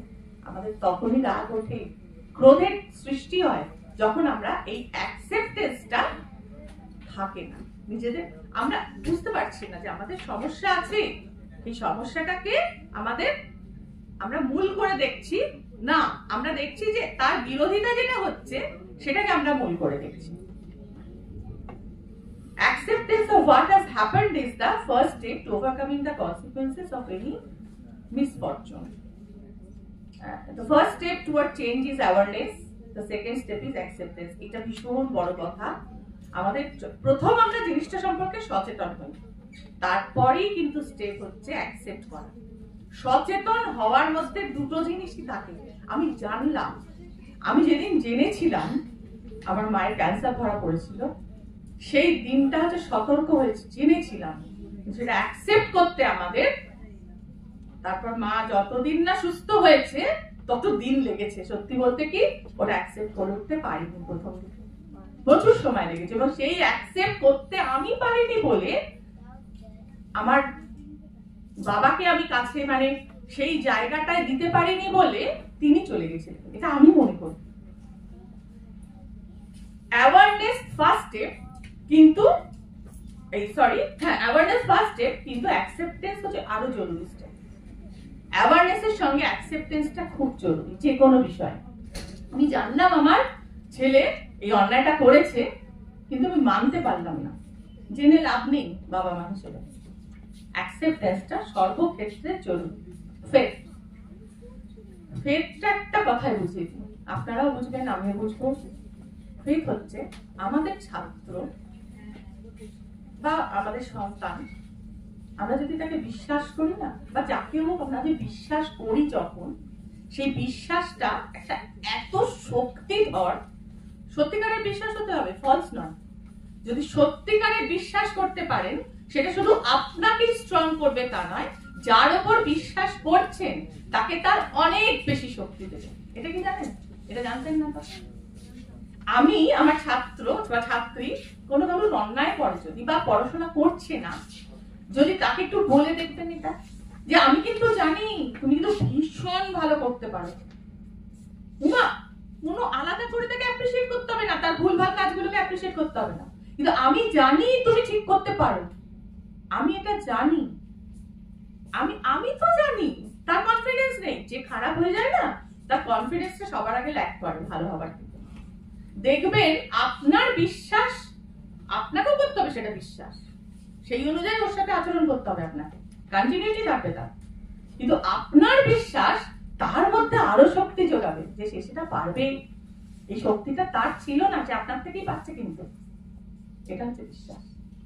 জানে কিন্তু তার সম্ভাবনা সম্পর্কে যে দৃঢ়তা, কনফার্মিটি, সেটাই বিশ্বাস। হ্যাপিনেস মানে এটার জন্য পাগলের মতো আমরা খুঁজে বেড়াই, জন্ম থেকে মৃত্যু পর্যন্ত আমাদের সমস্ত সার্চিং হচ্ছে হ্যাপিনেসের জন্য। এটা একটা ইমোশনাল স্টেট, যার মধ্যে চারটে জিনিস থাকে: ফিলিং, অনুভূতি, স্যাটিসফ্যাকশন, সন্তুষ্টি, কন্টেনমেন্ট, তৃপ্তি। এক ধরনের তৃপ্তি, মানে স্যাটিসফ্যাকশন আর কন্টেনমেন্টের মধ্যে একটা পার্থক্য আছে, আর ফুলফিলমেন্ট, পূর্ণতা। হ্যাপিনেস কিন্তু পূর্ণতাও দেয় আমাদের। আমরা হ্যাপি, যে মুহূর্তে হ্যাপি থাকি দেখবেন আমরা অন্যের দোষ ধরি না। ওই জন্য পূর্ণভাবে যে যিনি আনন্দিত চিত্ত, হ্যাঁ, হৃদয় যার পূর্ণ, তিনি কিন্তু কোনোদিন চট করে অন্যের পেছনে লাগেন না, দেখবেন ঠিক করে। এবং আমরা এটা বলিও কিন্তু কলকিয়ালি, যে ও সবসময় দেখ, সবসময় ন্যাক করছে, সবসময় কারোর না কারোর পিছনে লাগছে, ওর নিজেরই সমস্যা আছে। হ্যাপিনেস আনতে গেলে কি করতে হবে? Be authentic. নিজের ভেতরে আমরা সবাই আনতে পারি। এবার বলে দিই, হ্যাপিনেস কিন্তু আমাদের মাইন্ডের মধ্যে নেই। হ্যাপিনেস কিছুর মধ্যে, বাইরের কিছুর মধ্যে যদি হ্যাপিনেসটাকে ফিক্স করেন না, সে হ্যাপিনেস থাকবে না আপনার সর্বকালে। সে হ্যাপিনেস বা সে পিস আপনি কিন্তু ল্যাক করবেন, সেখান থেকে একটু এদিক ওদিক হলে। এই হ্যাপিনেসটা আনতে হয় ভিতর থেকে প্র্যাকটিসের মাধ্যমে। কি প্র্যাকটিস করবো? Be authentic, learn the power of now, be realistic, practical হও, সবসময় বাস্তবে থাকো। নো ইউর প্রায়োরিটিস, কোনটা তোমার প্রায়োরিটি সেটা বাছো ঠিকঠাক। লার্ন টু লেট ইট গো, এইটা একটা সাংঘাতিক ব্যাপার। যা হচ্ছে হতে দাও, সব তোমার হাতে নেই। এই বিশ্ব চরাচরে তোমাকে যীশু খ্রিস্ট পাঠাননি বা শ্রীরামকৃষ্ণ পাঠাননি, বাবু তুমিই সব ঠিক করবে, সবকিছু তোমার হাতে নেই, প্রতিবাদ করবে, কিন্তু ছোট খাটো সমস্ত ব্যাপার নেই বাবা, নেই।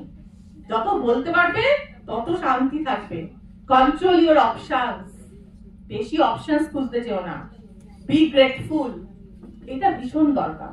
এটা আমাদের প্রতিদিনের প্রার্থনায় দরকার, নিজের কাছে প্রার্থনা। ঘুম থেকে উঠে নিজের কাছে প্রার্থনা করবেন যে আমি খুব সুখী, আমি ভীষণ আনন্দিত, আমি ভীষণ কৃতজ্ঞ, আমি আজকে যে জায়গায় আছি তার জন্য।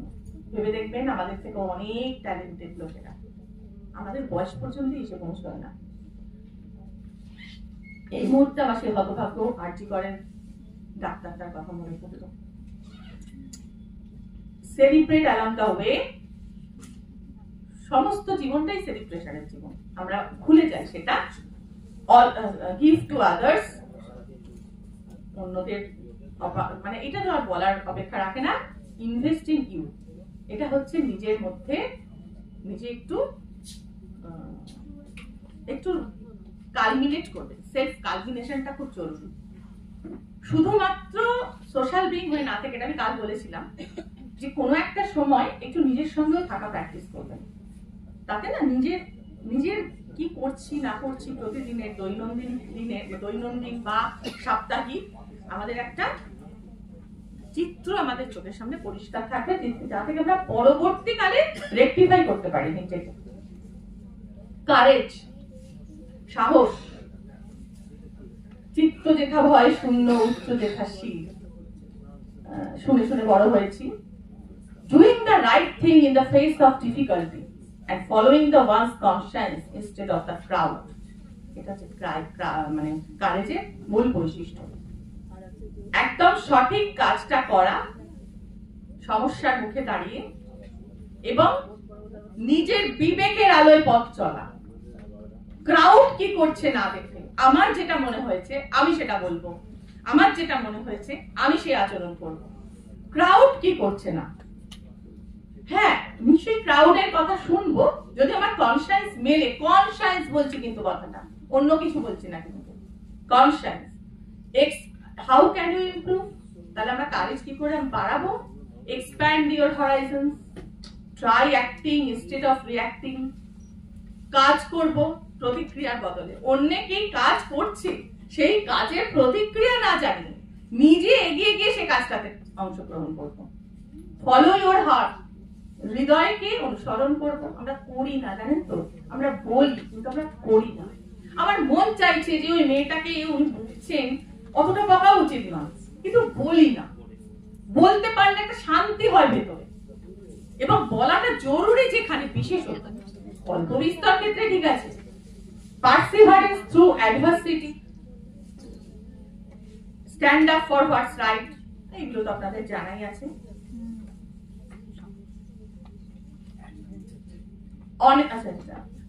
কারেজটা আমরা যে মানে কি বলবো, কিভাবে আমরা আয়ত্ত করব, এই ডাক দিকে আমি এটা দিয়েছি একটা চিত্র। চ্যালেঞ্জ অ্যাকসেপ্ট করব, স্ট্র্যাটেজিক্যালি করব, অ্যাডভেঞ্চার, মানে এগুলোর মধ্যে দিয়ে বোঝা যায় যে কারেজটা কিন্তু তার মধ্যে আছে। এটা মানে criteria. Honest, telling the truth and admitting wrong doing, being trustworthy and acting with integrity, এটা হচ্ছে অনেস্টি। অনেস্টি সম্পর্কে মানে অনেস্টির যদি ক্রাইটেরিয়া গুলো দেখি, সত্যি কথা বলা, সোজা কথা, এটা হচ্ছে সবচেয়ে বড় সাহস। দেখবেন যুদ্ধ করা গিয়ে আমার মনে হয়, যেটা স্বয়ং বুদ্ধদেব বলেছিলেন, যে মানুষটি নিজের সাথে যুদ্ধ করে নিজের যে ক্ষতিকর বা নিজের যে নেগেটিভ দিকগুলো থেকে জয়লাভ করেছে, তার থেকে বড় বীর আর পৃথিবীতে নেই। আলেকজান্ডার নয়, কেউ নয়, নোবডি। যে মানুষটা নিজের সাথে যুদ্ধ করে নিজের অন্ধকার দিকগুলোকে জয় করেছে, মানে এটা সেই জন্য এর মধ্যে একটা বড় হচ্ছে সত্যি কথা বলা। মানে এরকম তো পৃথিবীতে কেউ নেই যিনি একদম সদা সত্য অবলম্বন করে চলেন। চেষ্টা করেন যারা যতটা উপর দিকের মানুষ হন। Do what you say you are going to do, যা তুমি বলতে পারবে সেটাই করবে। আমরা অনেক সময় মুখে এক আর কাজে আর এক হই। বি দা, এটা কিন্তু ভয়ের কারণে হয়ে থাকে, ভয়ের কারণে হই। Be the person others can count on, সবসময় অন্য মানুষদেরও আপনি দেখে নিয়ে চলবেন, এবং নিজেকেও সকলের সঙ্গে সম্পৃক্ত রাখবেন। মানে এখানে কোথাও দ্বিধা না থাকে, দুরকম না থাকে, দ্বৈরথ না থাকে। যা করার, যা বলার, সবকিছুর মধ্যেও আপনি আছেন। আপনার মনের দিক থেকেও আপনি সেটাই থাকবেন, এবং অন্যকেও সবসময় প্রাধান্য দেবেন, নিজেকে সবসময় এগিয়ে নিয়ে যাবেন না। Patience, patience is waiting. not passively waiting, that is laziness, but to keep going when the going is hard and slow. Patience মানে এটা একটা খুব বড় ব্যাপার, কি কখন কতটা ধৈর্য ধরবো, কোন জায়গায় ধৈর্যটা দুর্বলতার নামান্তর। আমি ধৈর্য ধরছি, প্রতিবাদ করছি না, অন্যায় হয়ে যাচ্ছে, এটা ধৈর্য নয়। ধৈর্য হচ্ছে প্রচন্ড টাফ টাইমে আমি পজিটিভ চিন্তা নিয়ে সেই কাজটাকে করে যাচ্ছি, এটাই কিন্তু ধৈর্য। আমি গিভ আপ করছি না, সোজা কথা বলছি, আমি গিভ আপ করছি, আমি ওর বাবা পারবো না, আমি বিদ্রোহ করছি না, এটাই হচ্ছে পেশেন্স। যে আমি চেপে ধরে দেখি না কি আছে শেষে, ঠিকই ভালো হবে। আমি যদি ভালো করি, আমি যদি ভালো মনে চলি, আমি কাজটা ঠিক করতে পারবো, যত চরম সময় আসুক।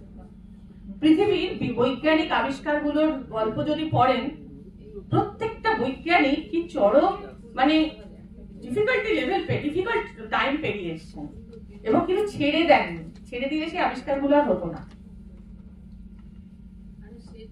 It is not about how long one can wait, but how well one behaves by waiting. অবশ্যই আমি একটা বড় সরকারি বা বড় বেসরকারি প্রতিষ্ঠানে হেড হয়ে গেলাম, হ্যাঁ, ম্যানেজমেন্ট টপ হয়ে গেলাম, কিন্তু আমি খুব কথায় কথায় খুব বিরক্ত বোধ দেখাচ্ছি। আমি কিন্তু এটা আমার পেশেন্সের লক্ষণ নয়।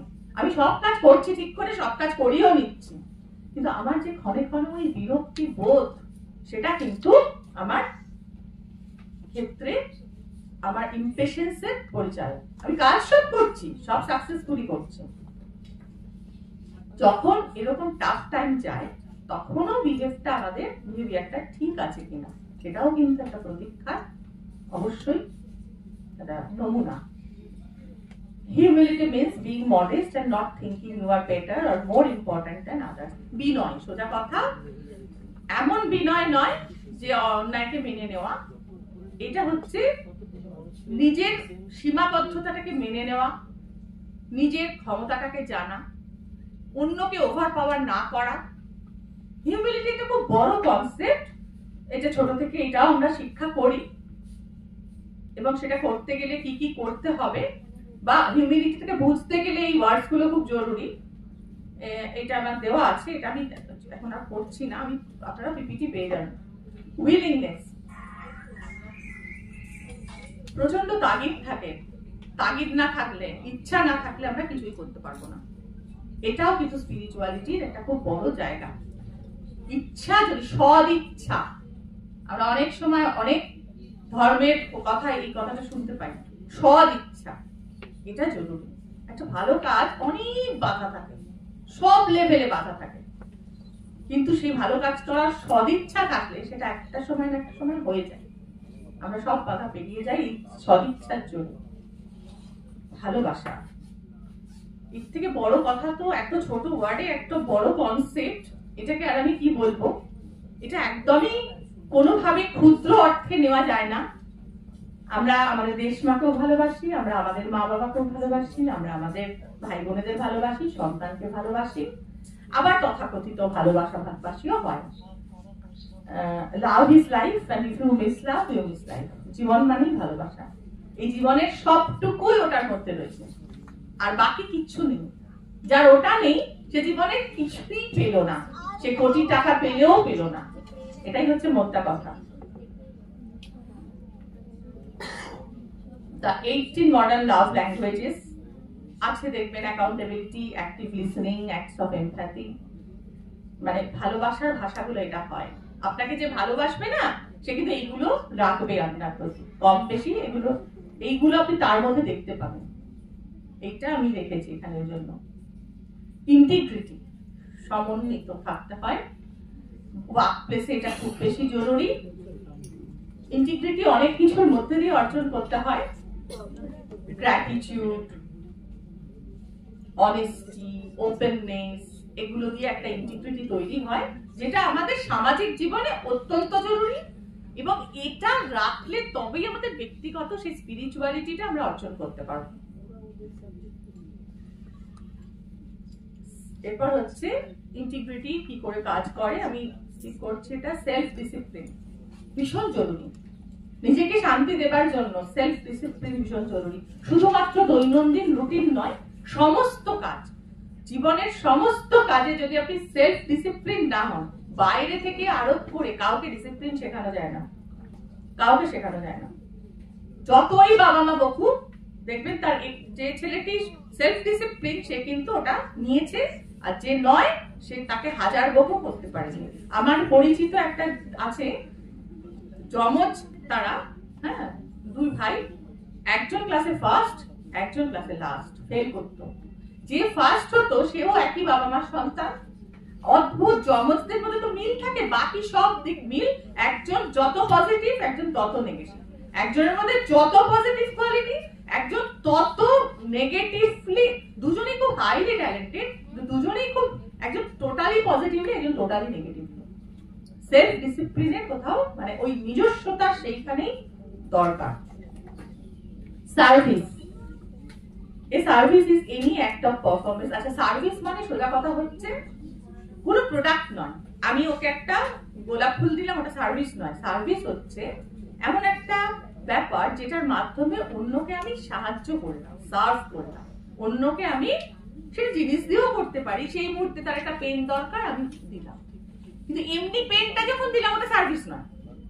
আমি কি বলছি, বোঝাচ্ছি, বুঝতে পারছি?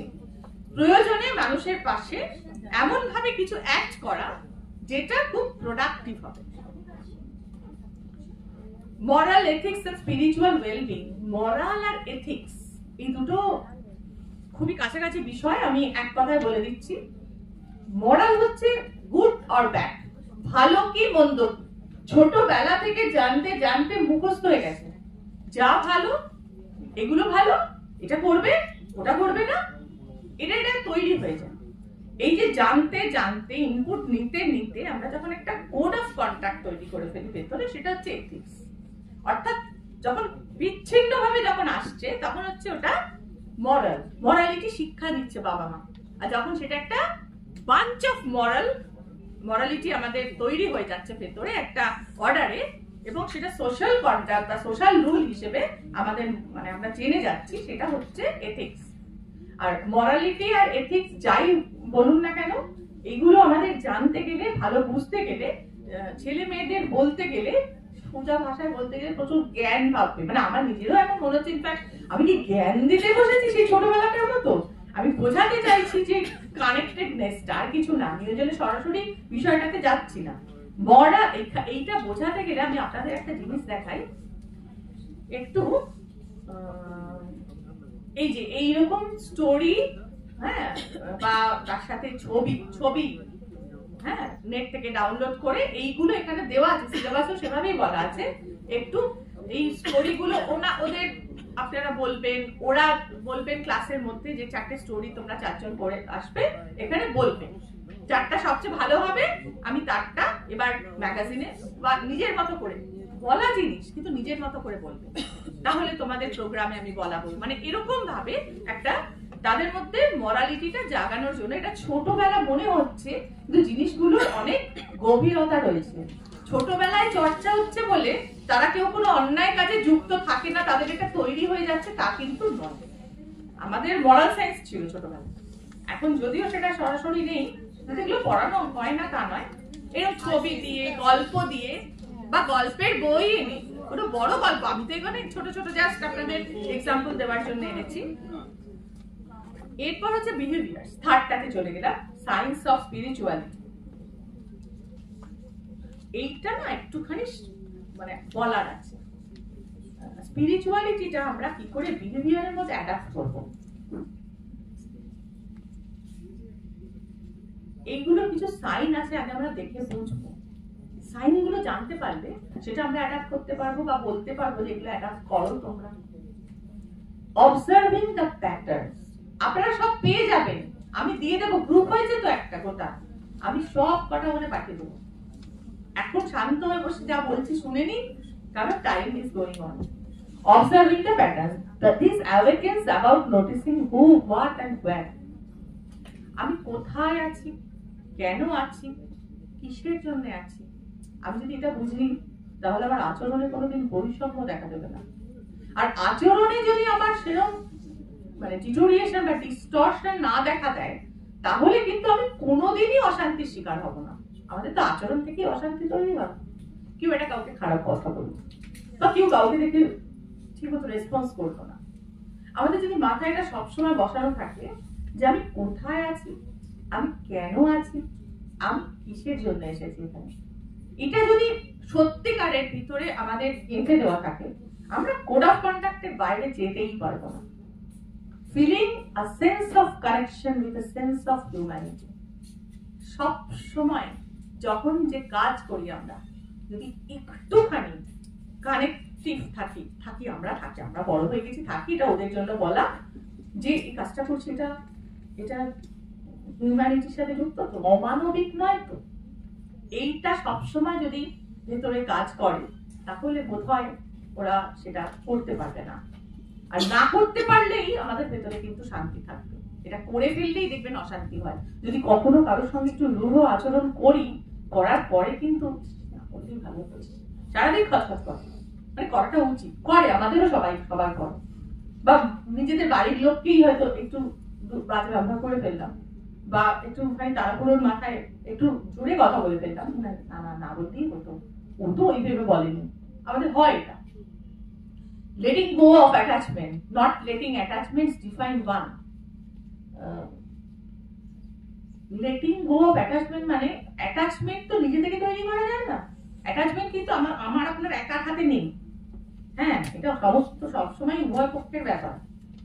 তো আপনি সচেষ্ট থাকবেন, যদি না অপর পক্ষ থাকে আপনি কি করবেন, যেটা যেরকম ভাবে হবে জীবনকে সেভাবে নিতে হবে। ফাইন্ডিং ইনার পিস সবসময় ভেতরে বজায় রাখবেন। যে বিষয় আপনারা কিন্তু আমরা সবাই জানি এই বয়সে এসে যে আমি এটা করলে আমার নিজেরই ভেতরটা খারাপ লাগা হবে, আর এটা করলে আমার নিজেরই ভেতরটা অশান্ত, মানে শান্তি থাকবে।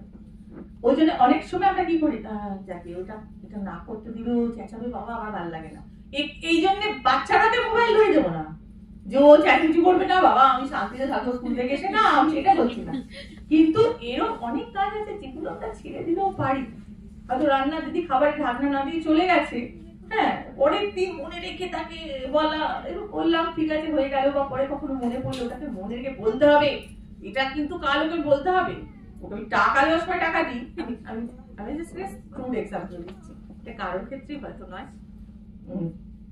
মনে যা আসছে। Finding inner piece, increasing intuition, এটা বাড়ে, এটা সাইন অফ স্পিরিচুয়ালিটি।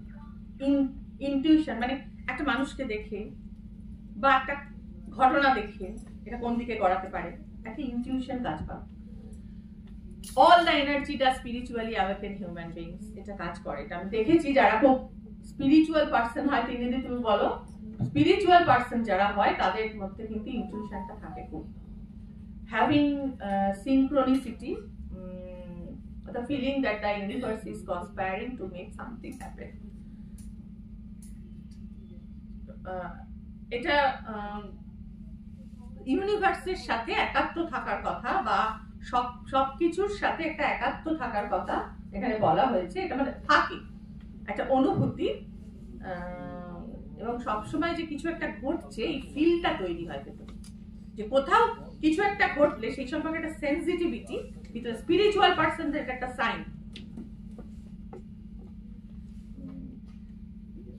স্পিরিচুয়াল বলবো কেন, আচ্ছা আমাদের সন্তানদের সাথে তো আমরা কানেক্টেড থাকি সবসময় ভেতর থেকে, এটা কাউকে শেখাতে হয় না, এটা ইনস্টিংচুয়াল। হ্যাঁ, মা বাবারা, আমি যেদিন এখানে দ্বিতীয় দিন বসেছিলাম, হঠাৎ করে আমার মনে হলো আমার বাড়িতে একটু ফোন করি তো, আমার ছেলে কি করছে। বিশ্বাস করবেন না, এরা জানে আমি ফোন করলাম, আমার মা বললো সবেই সে স্কুটি শিখেছে, নিয়ে বেরিয়েছিল, এত জোর মানে পড়ে যায়নি, ধাক্কা খেয়েছে, পুরো হাত কেটে ছিলে এসেছে একদম ছেঁচড়ে। আমি ভাবলাম আমি কেন ফোন করলাম, কোনোদিন বিশ্বাস করে আমি স্কুল থেকেও যে চটচট করে বাড়িতে ফোন করি কোনোদিন করি না। আমি কেন বোধ করলাম আমি জানি না, আমার স্পিরিচুয়ালিটি নয়, আমার সন্তানদের সাথে সবাই আমরা মানে স্পিরিচুয়ালি কানেক্টেড। আমি এইটা বলতে গেলাম, দেখবেন একটা কাজ করে মন কু ডাকে, সেইটা যদি আমরা সবকিছুর সাথে এটা বাড়াতে থাকি আমাদের স্পিরিটটা, আমি এটার কথা বলেছি, এবং বাচ্চাদেরকেও এটা শেখাতে হবে যে তুমি কানেক্টেড থাকো। Increasing কম্পাশন, Compassion is an action inspired by empathy. It means to suffer with. কারোর দুঃখে যদি আপনি দুঃখী হন, একটু আগে পম্পা বললো যে আহারে কি হয়েছে, এটা নয়, তার দুঃখে যদি সত্যি আপনি দুঃখী হন না, আপনি মুখে কোনো কথা বলতে হবে না, সে বুঝে যাবে যে এই মানুষটা বুঝছে আমার দুঃখ, এবং এটা তার ব্যথাটাকে 50% রিমুভ করে দেবে। এটাই একটা অদ্ভুত ব্যাপার। কম্প্যাশন, এমপ্যাথি, এটাই দরকার। আমি আউট অফ এমপ্যাথি সবাইকে প্রচুর টাকা পয়সা দিয়ে কি প্রচুর সুযোগ দিয়ে হেল্প করতে পারি না। যদি সত্যিকারে অনুভব করি না, তাহলে আমার যতটুকু সাধ্য হয় আমি করবো, কিন্তু ওই যে অনুভূতিটা তাকে টাচ করছে না, সত্যিকারের অনুভূতি, এটা কিন্তু দেখানোর নয়, এটা বোধ। Removing the fear of death, মৃত্যু ভয় সর্বদা আমাদের যেটা তাড়না করে বেড়ায়, ছোটবেলা থেকেও থাকে না তা কিন্তু নয়, যে যখনই আমরা জানতে পারি যে আমাদের কিন্তু একদিন শেষ হতেই হবে, তাহলে কিন্তু আমরা এটা যদি আমরা জেনে যাই যেটা অমোঘ, এই যে অ্যাকসেপ্টেন্স তৈরি হয়, এটা স্পিরিচুয়াল পার্সনদের হয়। আমরা চট করে হয়তো পেরে উঠি না। Increasing one's authenticity, with this awakening comes confidence and a deep sense of self-worth. এটা তৈরি হয় ভীষণ। আর flourishing makes awakened people have a level of well-being consistent. There is a mind-body connection translating towards being happier and healthier. এটাও হয়, দেহ মন সব দিক থেকে ভীষণ পূর্ণতা এবং বিকাশ, পূর্ণ বিকাশ দেখা যায় তাদের মধ্যে। স্পিরিচুয়াল হেলথ ঠিক রাখতে গেলে কি করতে হবে? Healthy grieving of losses, improved self esteem বাড়াতে হবে। ম্যাক্সিমাম আমাদের ভেতরে যে সম্ভাবনা সেগুলোর বিকাশ, যদি কারো সম্ভাবনা বিকাশ না হয়, এটা ভীষণ যন্ত্রণা, জানেন তো। যত সম্ভাবনা বিকশিত হবে তত সে শান্তি পাবে। ইয়ার রহমানের একটা কথা আছে এই সংক্রান্ত। উনি বলেন যে আমার সকল শান্তি সুরে, স্বাভাবিক, উনি তো সুরের সম্রাট, এবং আমি যখন সুর সাধনা করি, সুর কালচার করি, সেই শান্তির পথটা ধরে আমি যেতে পারি। আমি ভাবি যদি কোনোদিন আমার কোনো গান শেখা না হতো, কোনোভাবে আমার পরিবার না হেল্প করতো, আমি যদি সন্ন্যাসটা পথটা না পেতাম তো পাগল হয়ে যেতাম। এবং এই পথটার জন্য অনেকে পায় না, সবাই কিন্তু যে সবাই সেরকম ব্লেসড হয় না, যে কারণে আমাদের বলা হয় বাচ্চাদের সুযোগ দিন, অনেকগুলো সুযোগ দিয়ে দেখুন কোন দিকে তার আগ্রহ। হ্যাঁ, যত তাড়াতাড়ি সে চ্যানেলাইজড হবে, তত তাড়াতাড়ি সে অ্যাডজাস্টফুল হবে এনভায়রনমেন্টের সাথে, তত সে নিজে পিসফুল হবে, তত সে অন্যকে পিসফুল হতে সাহায্য করবে, তত সে ঘাঁটবে না পরিস্থিতি। ইনসলিউবল প্রবলেমস, কন্টিনিউইং ডিস্ট্রেস, এইগুলোকে দূরে সরাতে হবে, প্রবলেম সলভিং বাড়াতে হবে, ফিলিং অফ বিলঙ্গিংনেস বাড়াতে হবে, আর renewed sense of meaning and purpose, ওই যে উদ্দেশ্যের দিকে যাত্রা করতে হবে। এখানে স্পিরিচুয়াল বেনিফিট দেওয়া আছে। আমরা লাস্ট টপিকে চলে আসছি, ways of nurturing or increasing spiritual wellbeing. তোমার ইন্টেনশন জানো এবং তার যে ভালো দিক সেটা অন্বেষণ করো। আমার ইন্টেনশন খুব এমন একটা ইন্টেনশন যেটার কোনো বেনিফিশিয়াল দিক নেই, তাহলে কিন্তু আমরা আমাদের স্পিরিচুয়াল ওয়েলবিং করতে পারবো না। আমার ইন্টেনশন হলো যে আলমারির একটা তাক গোছালাম, সেই মুহূর্তে আমার একটা কাজ ছিল, আমি করলাম, বা সেটা খুব অনেকদিন ধরে ভাবছিলাম, আমি করলাম। কিন্তু এটার যেহেতু বেনিফিশিয়াল অ্যাসপেক্ট খুব লিমিটেড, যে বাড়ির জিনিস অগোছালো ছিল, গোছালাম, এই লিমিটেড অ্যাসপেক্ট অফ বেনিফিট নিয়ে আমি কিন্তু স্পিরিচুয়াল হতে পারবো না। এটা কিন্তু আমাকে স্পিরিচুয়াল হতে খুব বেশি সাহায্য করবে। কিন্তু যদি আমার একটা উদ্দেশ্য থাকে যে আমি পরশুদিন আমার কাছে একটা প্রোগ্রাম এসছে, যে আমি এক্সাম্পল দিচ্ছি, সত্যি নয়, প্রোগ্রাম এসছে যে আমি একটা কোনো জায়গায় যাবো, কতগুলো বাচ্চা আছে, তাদের একটা গ্রুপ কাউন্সেলিং করার জন্য একটা ইনস্টিটিউশন থেকে আমাকে ডেকেছে, এবং অনেক সময় এর জন্য বললাম এক্সাম্পল যে আমি যাবো।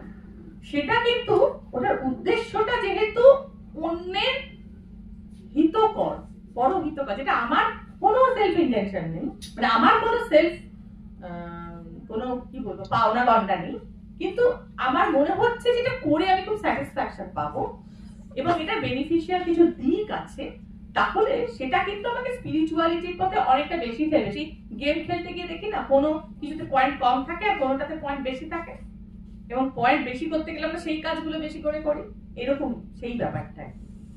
রেগুলার রিইনফোর্স ইওর ইন্টেনশন, এবং সেই ইন্টেনশনটা খুঁজে নেওয়ার পর কি কি করলে আমরা পয়েন্টটা বেশি পাবো স্পিরিচুয়ালিটির দিকে পরহিতকর, সেইটার সাথে সেইটা জেনে নেওয়ার পর আমরা সেটাকে রিইনফোর্স করব, অর্থাৎ নিজের ভেতরেই সেটাকে আমরা জোর দেব, সেটাকে আমরা প্রতিপালন করব, সেটাকে আমরা আরো প্রজ্বলিত করব, যাকে বলে অ্যাভয়েডিং ট্র্যাপস অফ সেলফিশনেস। এটা ভীষণ ট্র্যাপ আমাদের চারপাশে, কিন্তু মানে আমরা নিজেরাই নিজেদের কাছে ট্র্যাপড হয়ে যাই নিজেদের সেলফিশনেসের জন্য। আমি কিন্তু কারোর কথা এখানে উল্লেখ করবো না, আমাদের নিজেদের থেকে বড় শত্রু আমাদের কেউ নেই, আমরা নিজেরা ট্র্যাপড হয়ে যাই ক্রমশ।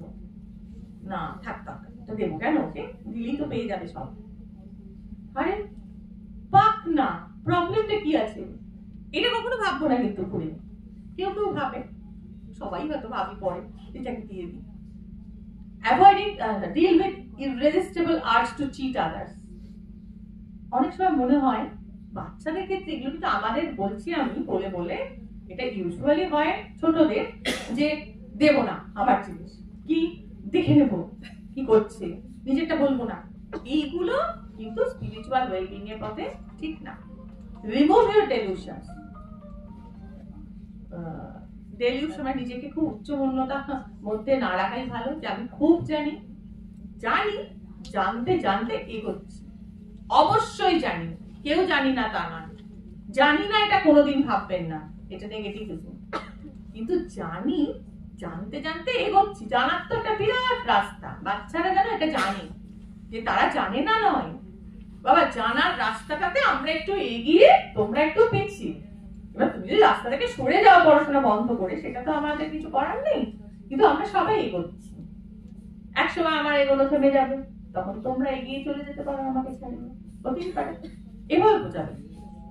রিভারিং holy things, words of great men. বড় বড় মানুষের বাণী, উক্তি, এগুলো দেখবেন আমাদের খুব ইন্সপায়ার্ড হয়, ওদের বলবেন এই এলাকাটাতে। Resist temptations for harmful desires. Harmful desire গুলোকে রেজিস্ট করতে চেষ্টা করবেন। লার্নিং টু লেট গো, এটা একটা বড় ব্যাপার, আমি একটু আগে বললাম, যেহেতু সবকিছু আমার জন্য নয়, সবকিছু কারোর একার জন্য নয়, কিছু আমার, কিছু আপনার। Embarrassing the unknown and new, এটা ভীষণ জরুরি দরকার। দেখবেন বিশেষ করে বাচ্চাদের কাছে এইটা যে যার আছে না, সে তো হিরো, সেই দিদিমণি বা সেই মাস্টারমশাই। যা কিছু অজানা সেটাকে জানানো এবং নতুন যা কিছু সেটাকে অ্যাকসেপ্ট করে নেওয়া। এটা আমি দেখেছি ম্যানেজমেন্টের ক্ষেত্রেও, যে বস বা যে টপ ম্যানেজমেন্ট নতুনকে অ্যাকসেপ্ট করে তাকে সবাই খুব পছন্দ করে। প্রথম দিকে খুব বাধা আসে, তারপর থেকে মানে খুব অ্যাকসেপ্টেন্স তার তৈরি হয়ে যায়। 4-5 থেকে বাধা আসে, কিন্তু অ্যাকসেপ্টেন্স। এখানেও ওই কথাগুলো আমি রেখেছি একটু অন্যরকম ভাবে, যে কিভাবে প্র্যাকটিস করব। আরো কিছু পথ, মেডিটেশন দেখালেন তিন্নিদি, প্র্যাকটিসিং মাইন্ডফুলনেস, এটাও হয়, মাইন্ডফুলনেস প্র্যাকটিস হয়, থেরাপি আছে কিছু, অনেকই আছে। যোগা, ওই যে বললাম 84 লক্ষ যোগা যদি সত্যিকারের শিখতে হয়, 84 লক্ষ যোগা আছে আমাদের শাস্ত্রে, মানে শাস্ত্রের বাইরেও। যোগা হচ্ছে সেই শাস্ত্র, দৈহিক শাস্ত্র, আমি ওটা বলছি। নেচার ওয়াকস, প্রকৃতির মধ্যে হাঁটতে বলা হচ্ছে মেন্টাল পিস পাওয়ার জন্য, স্পিরিচুয়াল পিস পাওয়ার জন্য। ড্যান্সিং, প্রেইং মানে কিন্তু আমি এখানে কোনো রিলিজিয়াস বিলিফের কথা বলছি না। আমি বললাম না, ভোরবেলা উঠে যদি আপনি নিজেকে নিজের কাছে প্রার্থনা করেন যে তুমি আজ খুব, এইটাই হচ্ছে বেস্ট প্রার্থনা, তুমি আজ সারাদিন খুব ভালো থাকবে, তুমি আজ সারাদিন দুষ্টুমি করবে না, তুমি আজ বকা খাবে না বাবা মার কাছে, তুমি আজকে দিদিমণিদের কাছে বকা খাবে না, তুমি তো সব কাজ করে নিয়ে যাচ্ছ স্কুলে। প্রতিদিন নিজেকে বলবে, কাজ করে নিয়ে সে একদিন করবে, 10-15 দিন পর সে ভাববে আমি তো রোজই বলছি, তাহলে তো করে নিয়ে গেলেই তো ভালো হয়। হ্যাঁ, ওয়ার্ম সল্ট বাথ, আচ্ছা কি বললাম,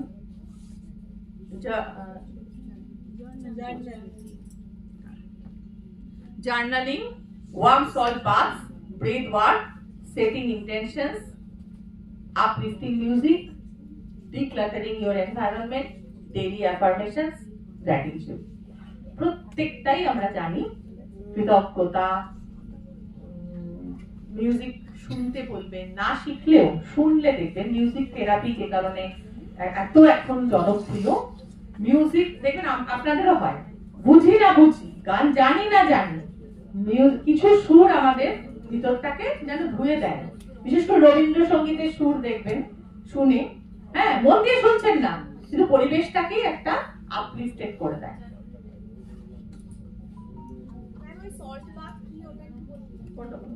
কটা বলতে গেলে হ্যাঁ, ওই যে খুব উষ্ণ জল, যদি খুব স্ট্রেসফুল সারাটা দিন কাটালেন, এসে না অল্প অল্প সব গরম জলে নুন, বেশি করে নুন ফেলে যদি বাথ নেন না, ওটা খুব স্ট্রেস রিলিফ করে।